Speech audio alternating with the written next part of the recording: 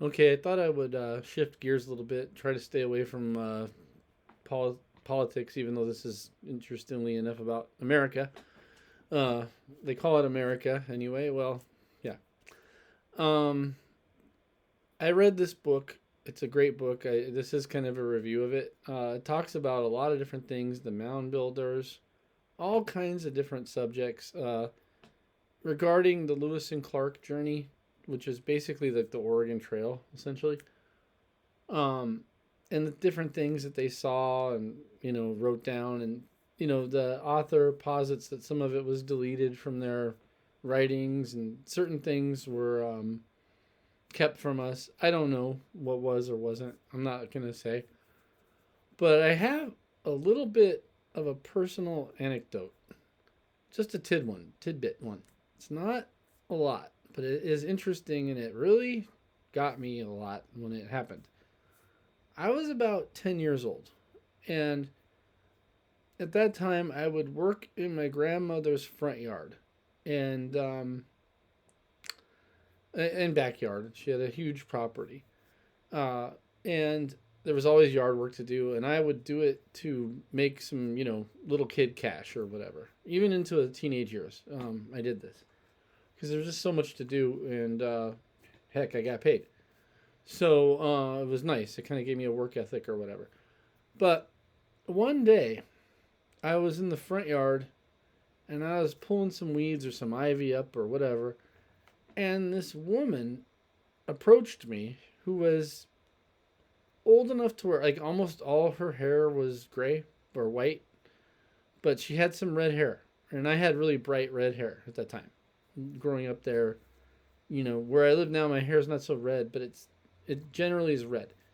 Um, and she came up to me and told me about these giants that lived on Catalina Island. And I had never heard of such a thing. No one ever said anything about this. And she said that there was giants that were red hair on Catalina Island at one point. And it's something that we didn't get to know about. And I just thought this was the craziest thing. This woman who's, I don't know, 60, 70, I don't know, 80, I don't know.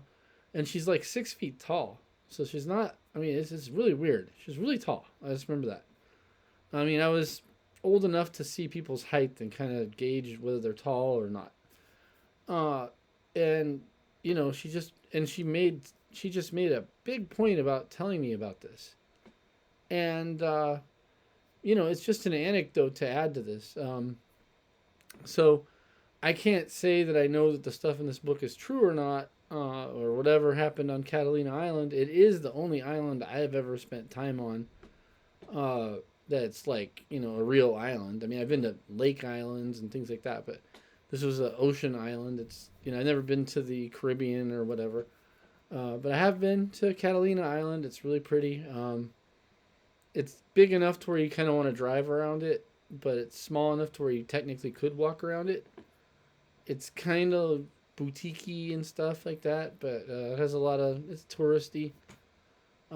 It's nice, but yeah, I mean, I didn't see any evidence of giant bones or anything like that, but I just thought it was so weird that, someone would approach a kid um, and tell them that, you know, and really wanted me to know about it. Um, I don't know if it was because of my hair color or whatever. I'm not a giant. I'm not that tall. I mean, I'm like almost exact average height or something, or yeah, something like that for a male. So it isn't that. She just you know wanted to make this impression, and yeah, I think if you're so inclined and you like kind of interesting takes on history, you might want to read this book. It has a lot of neat things in it, and it's more than just the giants. But well, there's a lot of things. And then there's the murder of Meriwether Lewis, which whether that happened or not.